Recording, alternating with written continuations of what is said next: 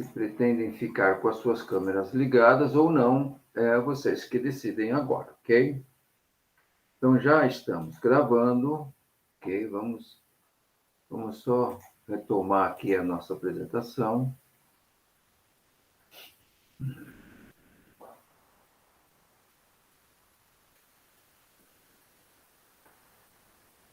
Então, os objetivos dessas reuniões, que são as aulas fundamentais, né? Hoje estão sendo realizadas por esse meio, são para mostrar os aspectos da vida espiritual bem no seu aspecto assim superficial. Nós não vamos entrar em grandes mistérios, né? À medida que o estudante vai fazendo as suas práticas em casa, vai fazendo o seu estudo que lhe é dedicado, ele vai então encontrar nas aulas fundamentais uma maneira de se identificar com os ensinamentos. E isso só vai reforçar o seu empenho, a sua vontade de continuar estudando, né? Esses ensinamentos que nós vamos passar aqui são ministrados, foram deixados por mestres de sabedoria, mestres da Grande Fraternidade Branca, mestres que se destacaram no cenário da humanidade, né? Vamos falar da vida e obra dos mestres e muitos outros assuntos. Estudo nos mistérios menores sempre, né? Mistérios maiores só após a iniciação, ok? Sempre a gente sugere que as pessoas que estão vendo essas palestras que se munam de lápis e caderno para fazer anotações, porque os ensinamentos às vezes demoram para voltar, para que as pessoas possam novamente entrar em contato com esses ensinamentos. Então, se você fizer anotações, você pode então se lembrar do que foi ensinado, né? Mas reiteramos que é necessário, é mister que o estudante, aquele que deseja sinceramente evoluir na senda da espiritualidade, deve fazer as suas práticas individuais sem falha, principalmente agora, no estágio em que nos encontramos como humanidade, né? Sempre é bom aumentarmos a nossa luz, porque a humanidade está precisando de muita luz. Bom, de novo nós estamos aqui com esse slide, não é à toa, tem uma razão, né? Infelizmente, o nosso irmão João Chiarada não está aqui. Nós começamos a estudar esse slide em 2011. Em 2011, mostrava esse slide mostrava claramente onde que nós nos encontrávamos aqui como nosso sistema solar. Deixa eu pegar aqui um indicador. Então, naquele tempo, nós estávamos aqui, nesse lado aqui, ó, aqui onde estava o nosso sistema solar, né?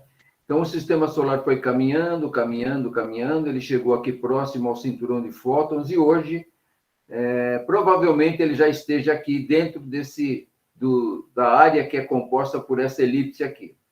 Tá? Por isso que tudo o que a gente escuta falar aí nas notícias e onde a gente ouve sobre a ressonância Schumann, né?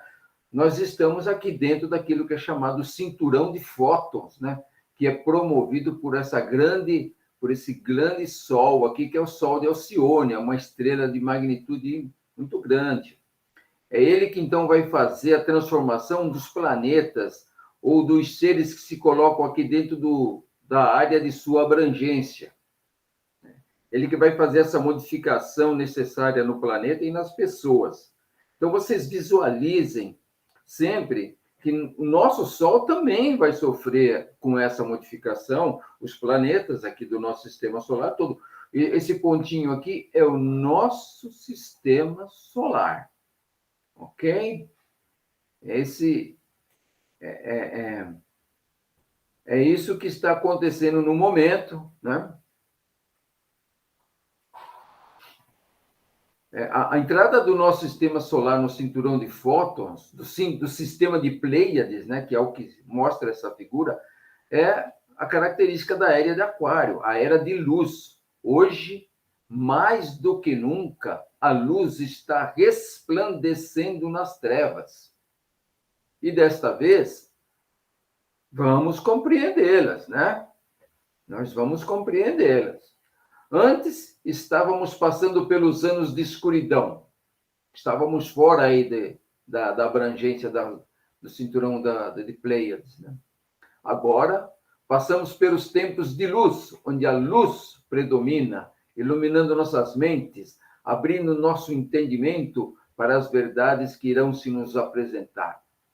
A era de Aquário é a era das grandes revelações. E para essas revelações é que devemos estar preparados. E o que é mais difícil, né? Pois como vamos descobrir, como vamos entender que é realmente verdade o que nos será apresentado, né? Hoje em dia, tudo está sendo revelado, né? Então, nós temos que ter um dispositivo de discernimento para que a gente possa ver a verdade e saber que é verdade, ver a mentira e saber que é mentira, o que é mais difícil, né? Como disse o mestre, conhecereis a verdade e ela vos libertará. E nessa dificuldade que a gente tem de reconhecer a verdade ou a mentira, me lembra, né, a história que o nosso saudoso mestre Bispo Vivasvati, né, não se cansou de contar nas suas missas, né, que é do folclore esotérico, a historinha da verdade e da mentira. Quem já conhece vai ter oportunidade de ver de novo. Quem não conhece vai ter oportunidade de ouvir a primeira vez, né? Então, como eu já ouvi muitas vezes e talvez já tenha contado algumas vezes, vou de novo me permitir contar para vocês, porque sempre quando a gente ouve, a gente então tem um novo entendimento, já que as nossas mentes elas se modificam constantemente, né? Então diz a historinha da mentira e da verdade. Duas irmãs gêmeas. Tão gêmeas, tão idênticas, que a mãe mesmo tinha dificuldade em distinguir qual era uma e qual era a outra. Na cidade, todos já sabiam qual era uma, qual era outra, devido às roupas, né? Que devido à dificuldade de identificação, a mãe então falava, olha, essa aqui é a roupa que vai vestir a mentira e essa aqui é a roupa que vai vestir a verdade. Então, somente por isso que elas eram conhecidas. Porque, do contrário, elas eram muito idênticas. Então, num determinado dia de sol, a mentira prepara um ardil. Ela disse para a verdade, o dia está lindo, sol muito alto, muito agradável, vamos ao lago nos refrescar.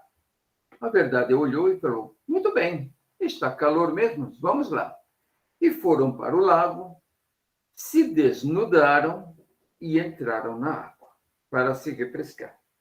Ok? Bom, num determinado momento, a mentira sai do lago, decidindo pregar uma peça na verdade. Ela, então, toma as roupas da verdade, veste as roupas da verdade, né? E, depois disso, pega as roupas dela, que estava ali sobrando, e vai embora, deixando a verdade sem nada, sem nenhuma roupa, né? Então, essa que é a história, ou seja, a mentira foi embora, vestindo as roupas da verdade, e a verdade ficou nua. Conclusão, né? Todos, então, passaram a ver a mentira pensando que fosse a verdade.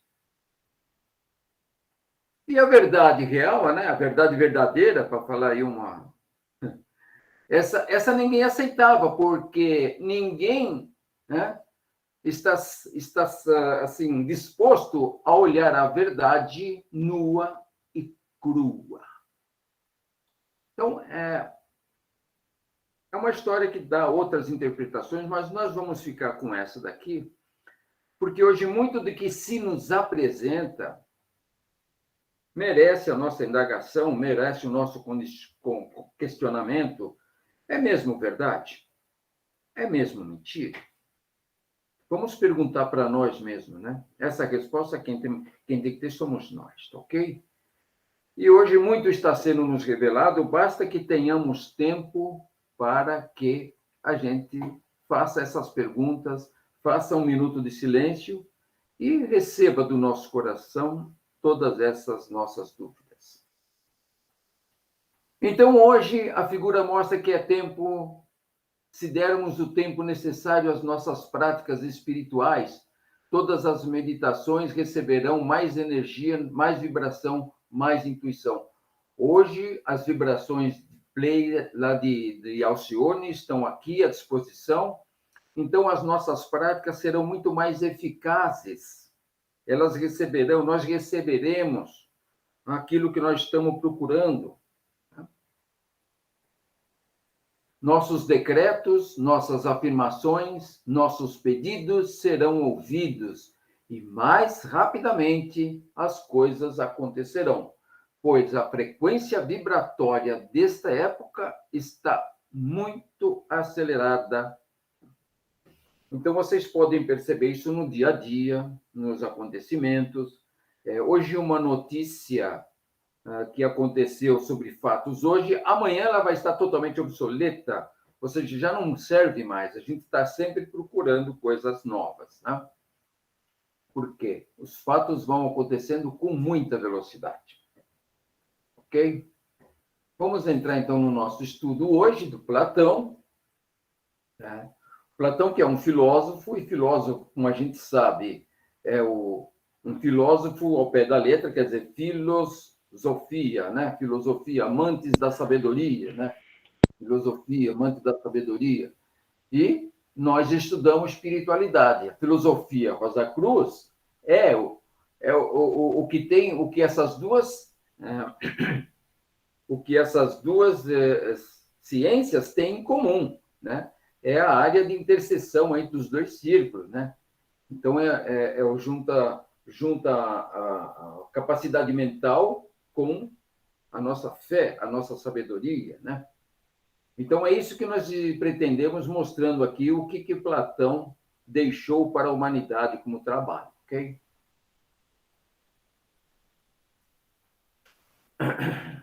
Na aula passada, nós já falamos de Platão, falamos do tempo em que ele esteve aqui, falamos de Sócrates e falamos também do seu trabalho, né?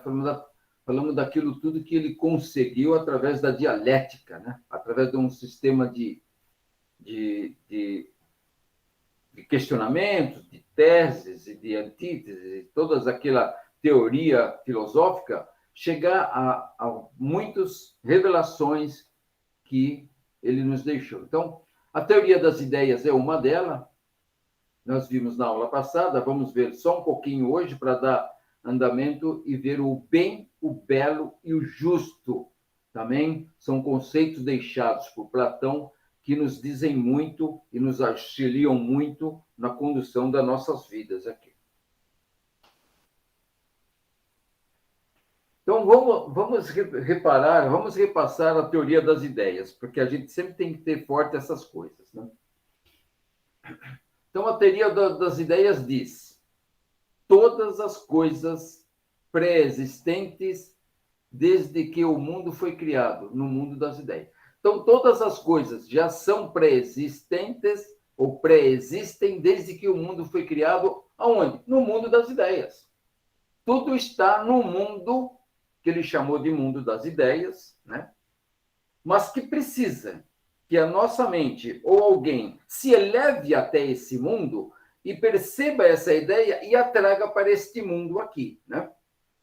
As coisas pré-existem desde que o mundo foi formado no mundo das ideias. Tudo que existe no mundo manifestado existe num plano ideal, onde todas as ideias foram concebidas. O mundo manifestado é como um espelho onde são refletidas essas ideias. Então, quando essas ideias copiadas são trazidas aqui, são trazidas lá do mundo das ideias para esse mundo nosso aqui, ela mais vai representar, né? Essas ideias mais vão estar próximas da sua perfeição, quanto maior for a capacidade da pessoa que vai lá no mundo das ideias e traz essa ideia para cá, para o nosso mundo. O melhor, então, será o resultado que atenderá ao propósito do que ela foi criada. Mas, se o transporte da ideia não for correto, o resultado não atenderá à finalidade para o qual foi criado. E muitas são as razões para que esse transporte não seja perfeito.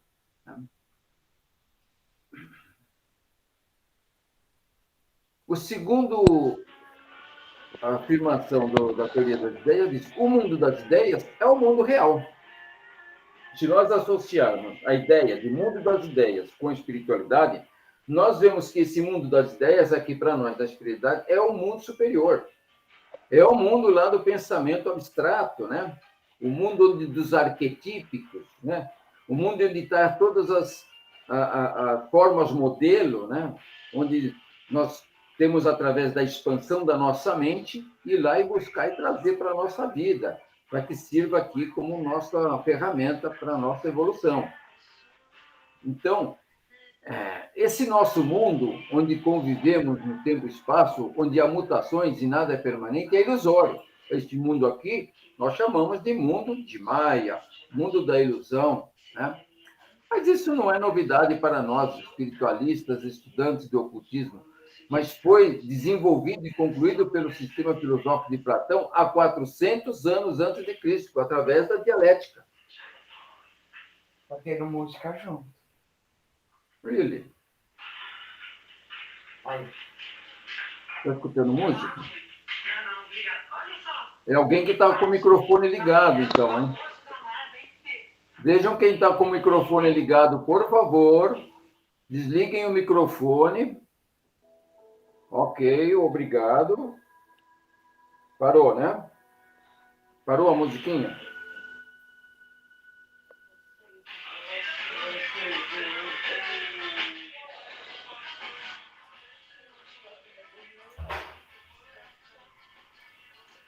Voltou.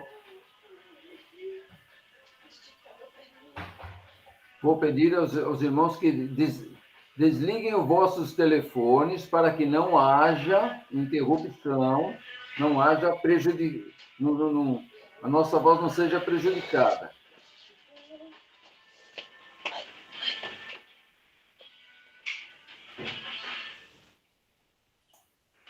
Boa noite. A desigualdade no imposto de renda. A falta de correção da tabela e a inflação alta. Irmão Ivo, peço que o senhor desligue o seu microfone.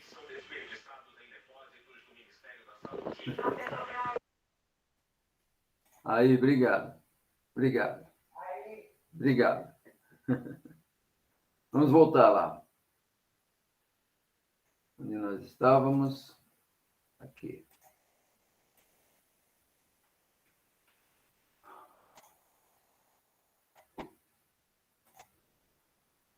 Então, nós estávamos dizendo que o mundo das ideias é o mundo real. Esse nosso mundo é o mundo de Maia, é o mundo ilusório. É para onde nós devemos trazer as ideias do mundo das ideias, né?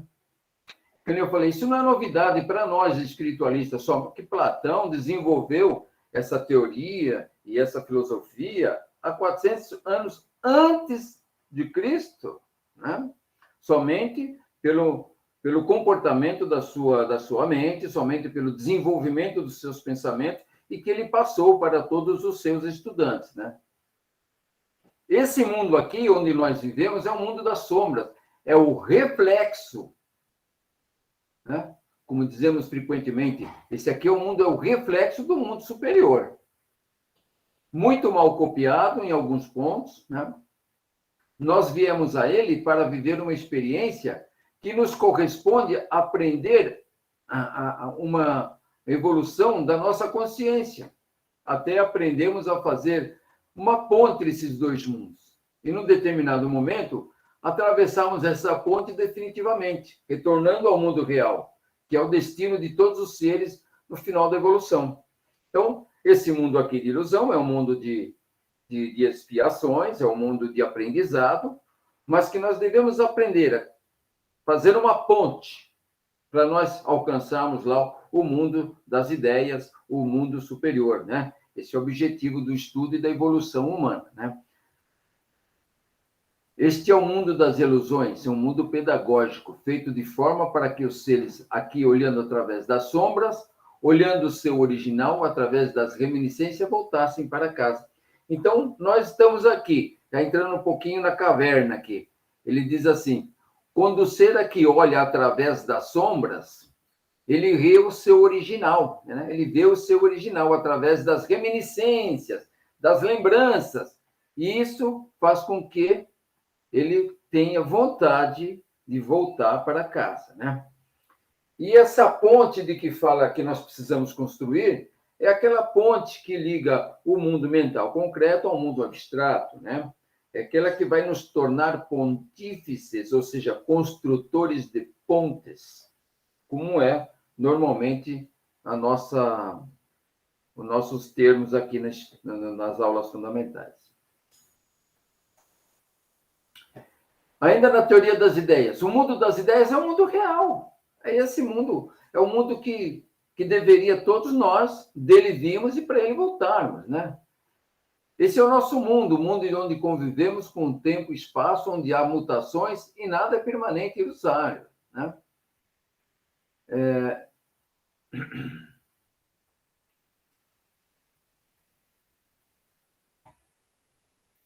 Esse mundo aqui, é um mundo de reflexo, como nós estávamos dizendo, é o mundo das ilusões.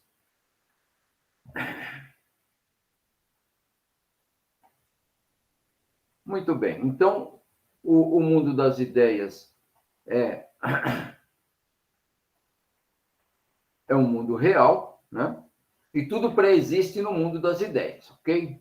Basicamente, a teoria do Platão sobre a teoria das ideias é assim, ele define os dois mundos, bem como a gente está aqui, né? Ou seja, nós estamos aqui hoje nesse mundo de ilusão, mas sabemos que existe um mundo superior.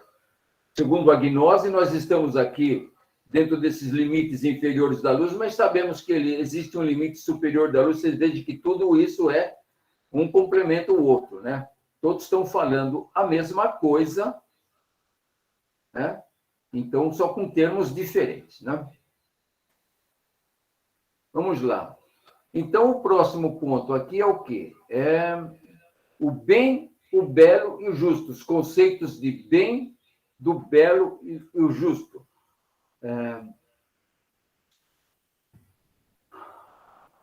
Esses conceitos foram extraídos num livro de diálogos, que é chamado Livro 7 de Platão, que também é conhecido pela República, né? Platão imaginava uma república perfeita, né? Então, por isso, ele começou a escrever como é que seriam comportamentos dos diversos aspectos da república, né? Aquilo que ele imaginaria ser perfeito, uma vez que ele vivia lá no mundo dos tiranos da Atenas daquela época, e via toda a corrupção, e via toda a enganação, e via todo o roubo que existia por trás disso, né? Então, ele imaginava uma república perfeita, né? Chamava a República de Platão. Esse é o livro 7 de Platão, né? Aqui eu escrevi que é uma leitura que eu recomendo, mas olha, cuidado, uma leitura que a gente precisa ler várias vezes, tá? Não pensa que a gente vai ler a primeira e vai entender. Por isso que é importante as práticas, por isso que são importantes as nossas práticas espirituais, que é porque elas vão aumentar, vão expandir a nossa consciência. A expansão da consciência faz com que todos esses conceitos vão se encaixando, ou aquilo que a gente não consegue entender, a gente vai entendendo, né? A gente sempre o instruiu para que A melhor hora de leitura é a hora depois da prática, depois das respirações, depois das meditações, depois das visualizações, ou seja, onde nós ainda estamos genuflexos, né? Então, ali você pega um texto e você tem um perfeito entendimento daquele texto lá. Então, é somente com a nossa mente expandida que nós estaremos aptos para esse entendimento. Basta para nós dar tempo ao devido tempo para a prática. Nós devemos que dar tempo para a prática. E hoje, as vibrações da atualidade causadas pela entrada do sistema solar no cinturão de fótons, como a gente mostrou aqui há pouco tempo, ainda há pouquinho atrás, proporciona essa expansão das mentes para os estudantes, que vêm já se preparando através das instruções do Caminho da Cruz. Então, veja, meus irmãos, tudo se encaixa, né? Tudo está se encaixando. Se você tem práticas Rosa Cruz para fazer, faça nesse tempo. Porque agora, onde a vibração é mais alta, então o aproveitamento vai ser muito melhor. Vamos entrar no bem, no belo e no justo, então. O bem, o belo e o justo. 3 aspectos do livro da República do Platão, do livro 7. O bem está relacionado à unidade, é aquilo que une, né? O belo é aquilo que eleva o homem em direção à unidade, em direção ao bem. E o justo é aquilo que ordena, coloca cada coisa em seu lugar. Esses 3 aspectos muito importantes também, muito aplicáveis na nossa espiritualidade, né? O universo caminha em direção da unidade. Todos nós caminhamos em direção da unidade, né? A nossa filosofia ocidental aqui nos leva a isso. A filosofia oriental da yoga nada mais é do que união, reunião, né? Voltar a se unir com a unidade, né?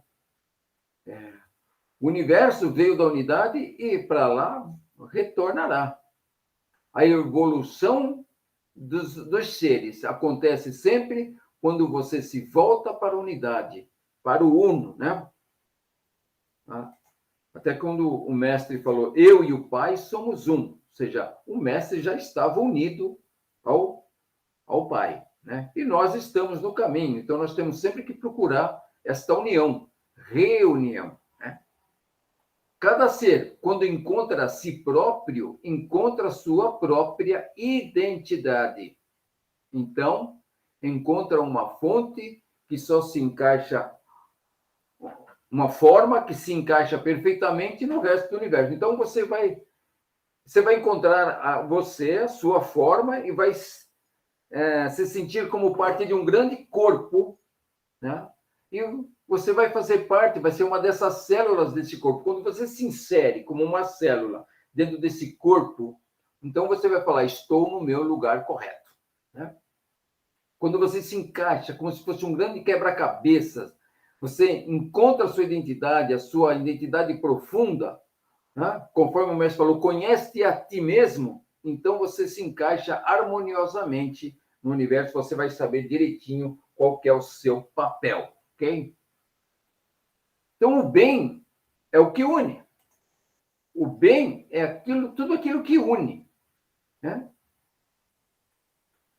O bem, quando praticado, nos impele a não só trabalhar para a célula, mas para o grande corpo ao qual essa célula presente, ao grande corpo para essa grande unidade. Elemento super interessante quando se analisa valores de uma sociedade que estão cada vez mais ausentes. Então, vejam, para ser ético, é preciso pensar como o todo, como humanidade. O egoísmo inviabiliza a ética.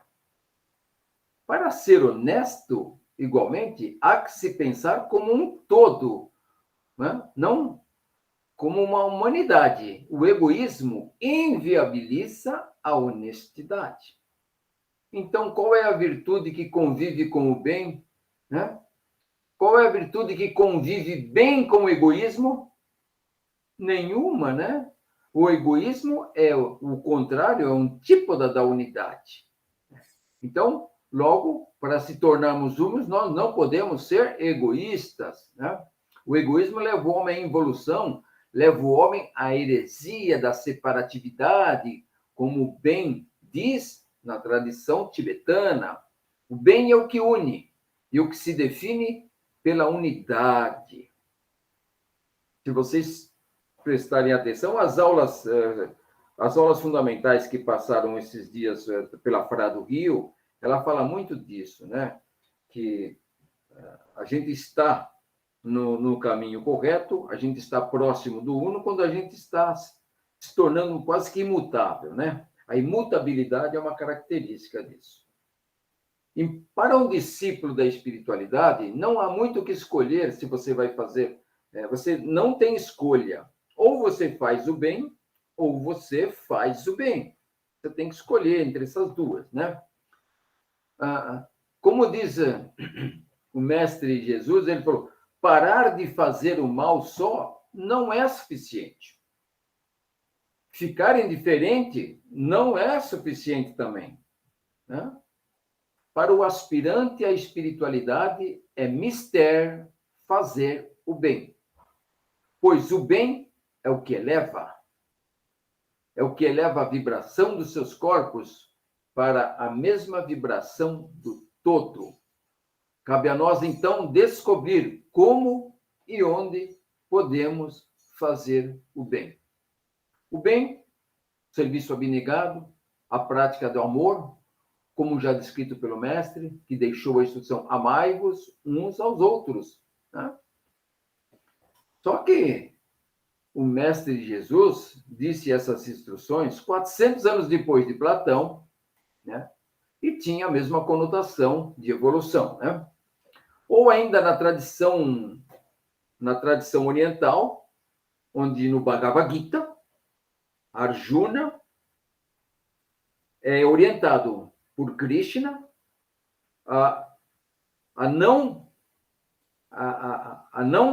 adotar o falso agir, né? Mas o reto agir, o correto agir. Né? Todos eles pensando no bem, somente no bem. O belo. O belo é o que eleva a consciência em direção ao bem. Então, vamos imaginar, né, que as imagens belas, os atos belos, as ações belas, tudo isso tem o belo, tem a beleza, que vai aqui, com a sua vibração, nos direcionar ao bem. Ok? Belo, beleza, é o que desperta e eleva a consciência do homem em direção ao bem. A beleza não é um convite a possuir algo, mas um convite a renunciar a ele. Os objetos e coisas não devem ser objetos de nossa propriedade por serem belos. Vejam, os objetos e coisas não devem ser objetos de nossa propriedade por serem belos. Isso é uma forma egoísta, né? Olha, eu quero esse belo só para mim, ninguém rasga. É egoísmo, e os outros não podem ter essa oportunidade também de analisar e conviver e viver o belo?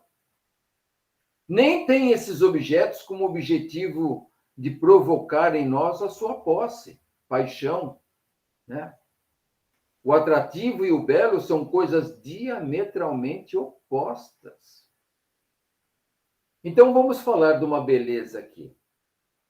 Quando vocês veem uma pessoa bela, né? Vocês sabem dos sentimentos que nos assolam quando isso ocorre.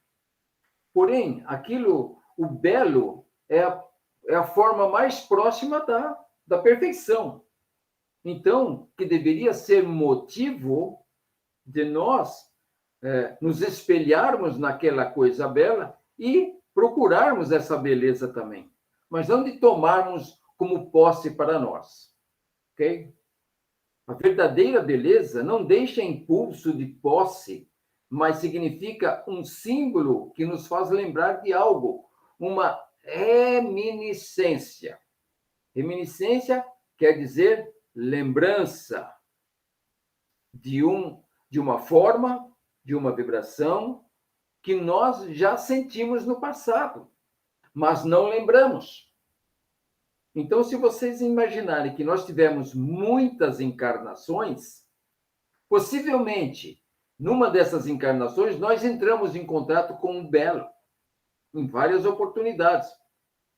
E aqui, nessa encarnação, né, nós passamos lá pelo rio Letes, né, o rio do esquecimento, e chegamos aqui sem nenhuma lembrança. Mas a nossa intuição, né, ela nos premia, né, ela nos premia com uma reminiscência, fala, olha, eu lembro disso, isso daí me traz a imagem da minha casa que eu morava no passado, ou quando a gente estava num período intermissivo, né?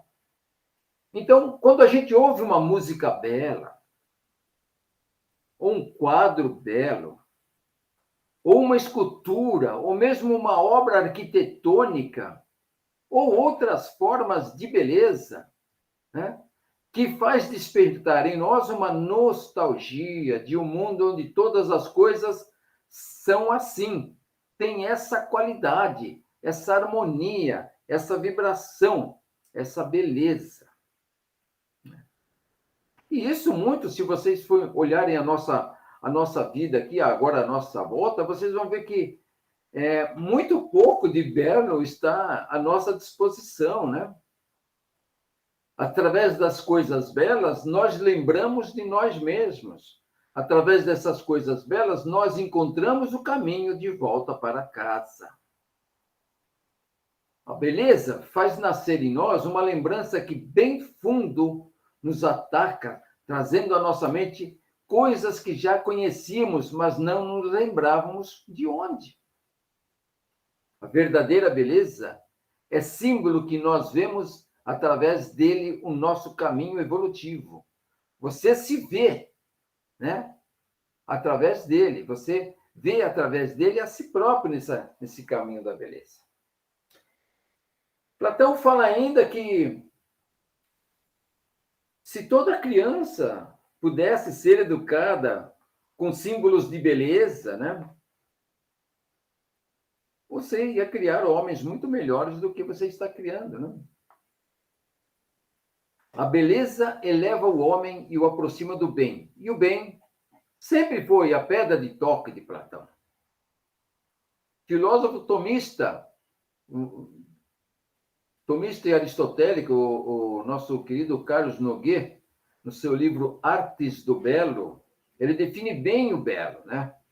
O belo serve para que o homem propenda ao verdadeiro e para o bem e o afasta do mal. Então, faz com que o homem sempre se volte para o verdadeiro e o bem e o afaste do mal. Devíamos, desde nossa mais tenra idade, ser conduzidos para aprender a ver as coisas belas e seu significado. As artes devem substituir as igrejas, as religiões, na condução dos seres de volta para casa. Se um dia a religião falhar, né, as religiões, os processos religiosos, são processos de religações falharem, a arte deverá substituir esse papel. Porque é vendo as artes, é vendo as obras belas que nós tenhamos a vontade de voltar para casa, como nós faríamos na nossa religião, que é nos religar a um ser, ou a um lugar, ou a uma coisa que nós já estivemos ligados no passado. Por exemplo, artes da música, artes da literatura, da pintura, da escultura, do cinema, da dança, do teatro, da arquitetura. Isso tudo, né, foi nos ocultado da nossa vida, porque ela tem essa força, ela tem esse poder. E os nossos queridos senhores do mundo trabalharam para que nos fosse escondido tudo isso de belo. O belo que nos leva ao bem, né? Aqui no quadro, vocês estão vendo o quadro aqui, que é A Volta do Filho Pródigo, um quadro de Rembrandt. Então, que ele pintou com base nos escritos e nas transcrições da Bíblia, né, que conta lá a parábola do filho pródigo, né? Que é a história do filho que larga o pai, larga toda aquela vida do pai, a vida de riqueza, de prosperidade, e vai no mundo, e cai no mundo e depois volta, né? Então, aí está a transcrição direta do sentimento. Você olha a fisionomia do pai, o filho ajoelhado, chorando, ou seja, se consolando, né? As pessoas observando, quer dizer, tudo isso leva a gente a pensar, né? O Iracocha falava muito disso. Isso nos tem que fazer pensar, gente. Temos que raciocinar, né? E voltarmos aí para a beleza do quadro, né? O quadro mostra a situação da alma. A alma que saiu de lá dos limites superiores da luz e veio aqui, foi raptada, está aqui nos limites inferiores da luz, escrava, como nós já vimos a história né, da Psofia, né? É isso. Então, a gente tem que olhar tudo isso nesse quadro. E isso tem que nos fazer servir ao quadro, não possuir o quadro. O quadro é caríssimo, não interessa. Mas é a imagem, é o que o Rembrandt quis passar para nós quando ele pintou o quadro. Qual é a ideia que ele quis passar para nós? Nós somos esse filho pródigo. Nós é que devemos voltar para a casa do Pai, né? Enfim, muitas outras considerações podem ser feitas quando você se põe a imaginar uma coisa bela, um quadro belo, né? Temos as nossas músicas também, os hinos. Será que vai abrir? Vai. Olha aqui, vamos tocar um pedacinho disso aqui, ó. É uma música que a mim me toca muito, acredito que toca muito muitas pessoas. Quer dizer, eu me vejo num outro ambiente quando essa música aí na Frade de São Paulo era o que mais nós tocávamos. Então, quer dizer, isso aí, junto com a energia da Frade, ficou na nossa alma, ficou na nossa memória, né? Agora, é uma obra de uma beleza extraordinária, uma obra de Prado, né? É a paixão de São Mateus, paixão de São Mateus. Mas uma outra beleza nós vamos encontrar quando você pega a letra e então transforma ela no seu idioma, né? Você vai e traduz ela. Ela está em alemão. Apesar que eu acho que alemão não precisava ser dificuldade para ninguém, porque é um idioma tão fácil.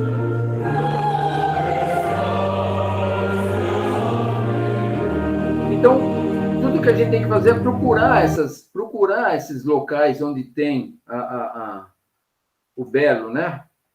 Essa também é uma outra obra bela, uma obra-prima, né? Onde Beethoven chama toda a humanidade, ele chama todos os irmãos para que parem de agir do jeito que estão. Ele fala, vamos cantar alguma coisa com uma vibração muito mais alta. Chega disso, né? E aonde ele chama a sua fagulha, que cada um chame a sua fagulha crística dentro, para que ela então tome conta da sua vida, né? Vamos ver como o tenor ele transmite a seriedade do momento e a seriedade do assunto para a canção.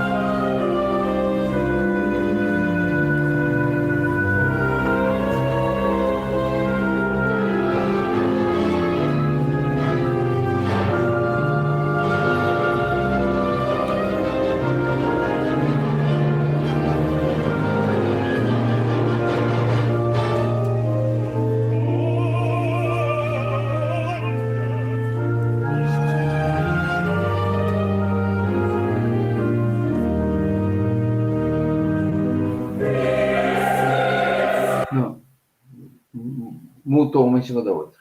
Ok. Aqui, ó.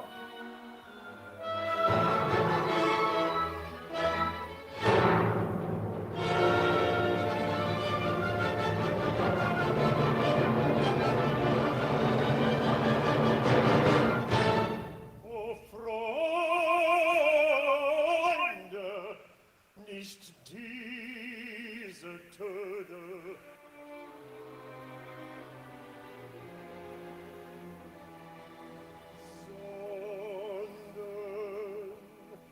sondern lasst uns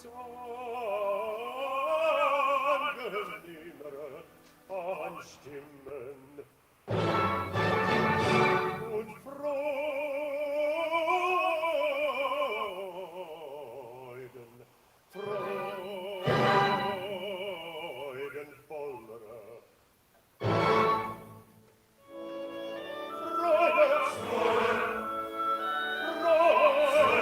Freude schöner Götterfunken, Tochter aus Elysium. Wir betreten feuertrunken, mische dein Heiligtum. Deine Zauber bringen wieder, was die Mode streng geteilt. Alle Menschen werden müde, wo dein sanfte Flügel war.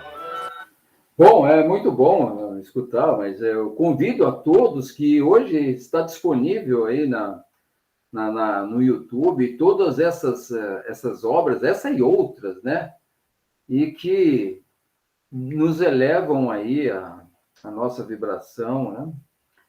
E quem sabe no futuro nós vamos fazer uma palestra só sobre essa ópera aí, que é a Nona Sinfonia de Beethoven, esse é o quarto movimento, né?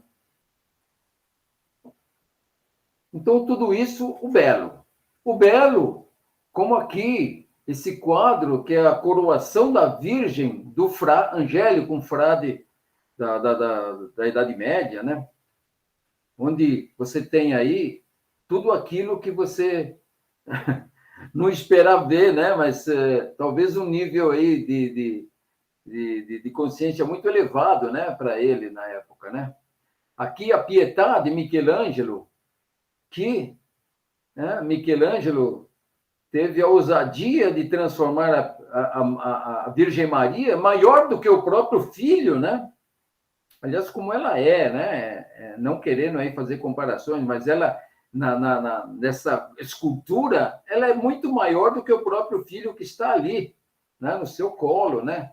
Enfim, tudo isso encerra uma série de outros pensamentos e outras visualizações. Ou na anunciação, né, que a Virgem recebeu, dizendo que ia ser fecundada pela luz do Espírito Santo e ia dar a luz a um filho, né? Então, imagine que o que o nosso querido pintor quis passar nesse momento, qual é a profundidade disso tudo, não está somente limitado a essas imagens aí frias e dimensionais, né? Tem muita coisa por trás disso. Se nós nunca imaginamos a presença do arcanjo Gabriel, ele está aí, ó, né? Como o pintor viu, nós nunca imaginávamos como é que ele tinha acontecido, isso está aí, né? E aí, então, pode se desenvolver todos os nossos outros pensamentos e todas as nossas conclusões sobre esse assunto, né? Enfim, não falta lugar para a gente ver coisas belas. Não falta lugar para a gente ver coisas belas, né? E terminando, nós vamos falar do justo, né? O justo é o que ordena e coloca cada coisa no seu lugar. Platão, ele vai nos dizer que a justiça tem muito a ver com ordem e que não existe nada sobrando no universo. As coisas todas têm um sentido. As coisas foram manifestadas para cumprir um propósito. Elas têm uma natureza, têm uma essência e têm um papel delas no universo. Nada é bom ou mal em si. Bom ou mal é o uso que nós fazemos dessas coisas. Quando as coisas estão no lugar errado, elas se tornam negativas. Mas quando encontram o lugar certo, onde todas essas coisas se justificam ou se mostram a razão pelas quais foram criadas, então todas as coisas se justificam, todas se realizam. É achar o local onde todas as coisas... E achar o local onde todas as coisas se justificam, esse é o papel do justo. Achar o local onde essas coisas estão justificadas. Esse é o papel do justo. É a justiça. Essa é a essência da justiça. Justiça é dar a cada um segundo a sua natureza e seus atos. Exemplo da faca, né? Não se pode dizer que uma faca é boa ou má. Boa ou má é o uso que se faz dela, né? Se você dá uma faca para um cozinheiro, ela é boa. Se você dá uma faca para um criminoso, ela não pode ser boa, né? Nas mãos de um cozinheiro é excelente, mas nas mãos de um bandido é péssimo, né? Encontrar um lugar onde todas as coisas se justificam, isso é justiça. Até dentro de nós, uma teimosia, uma determinação no lugar errado, precisa ser compreendida e analisada. Conhecer a natureza das coisas é saber dar a elas o que lhes corresponda, significa ser justo. E cada coisa no seu lugar, né? Não há nada melhor para o universo, né? Todas as coisas no seu lugar certinho. Platão nos dá as bases para a sua república, através do bem, do belo e do justo. Imagina um povo feliz, sendo dirigido por governantes, educadores, legisladores, juízes, todos conhecedores do plano das ideias. Isso seria maravilhoso para o desenvolvimento dos seres. Então, terminando aqui, Platão, ele dizia que para um professor ensinar uma criança, ele precisaria já ter conhecido lá o plano das ideias, porque ele vai ensinar o plano das ideias para as crianças. Para um juiz ser bom juiz, ele tem que saber a essência da justiça. Então, para isso, ele já tem que ter estado no plano das ideias.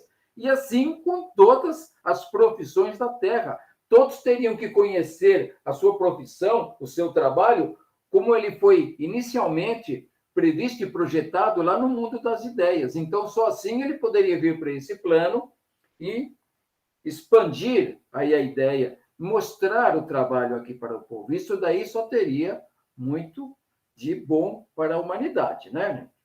Os políticos, não vamos nem entrar nessa história dos políticos, né? Mas seguem também o mesmo processo.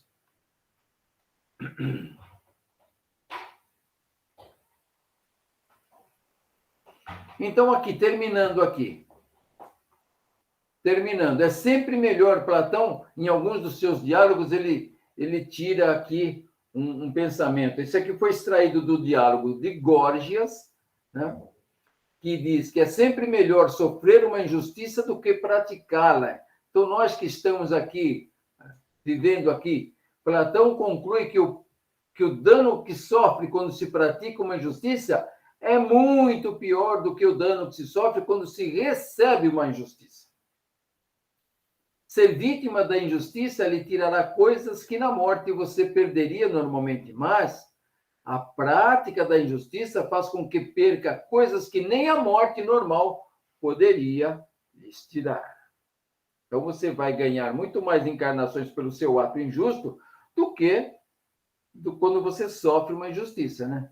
Se um homem é íntegro, bom, tem valores, esses valores não lhe serão tirados como a morte normal, mas com uma falta de ética, sim. Olha só, não vão ser tirados com a morte, mas com a falta de ética, esses seus valores serão perdidos. Sofrer uma injustiça não nos tira o essencial, que são os valores. Platão pede que tenhamos compaixão desses seres, pois eles estão enganados e não sabem o que fazem. Quem foi que falou essa mesma frase aqui numa cruz, 400 anos depois? Perdoai os pais, porque eles não sabem o que fazem, né? Não podemos deixar de associar essa citação à citação poderosa da lei cósmica de retribuição, ou lei de causa e efeito, ou lei do karma, né? Que não é nada mais do que isso, né? Saint-Germain ainda compara a dinamite com os pensamentos ignorantes que levam aos atos impensados e inconsequentes.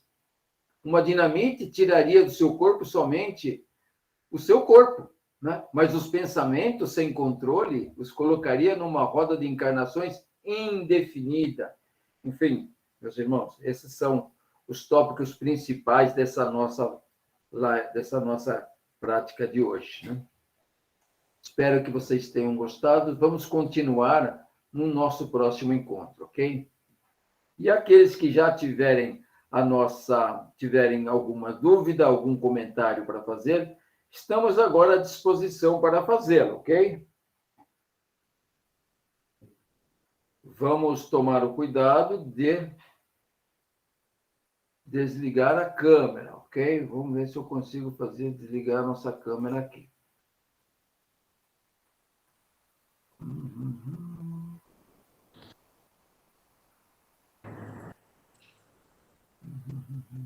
Boa noite, Wagner.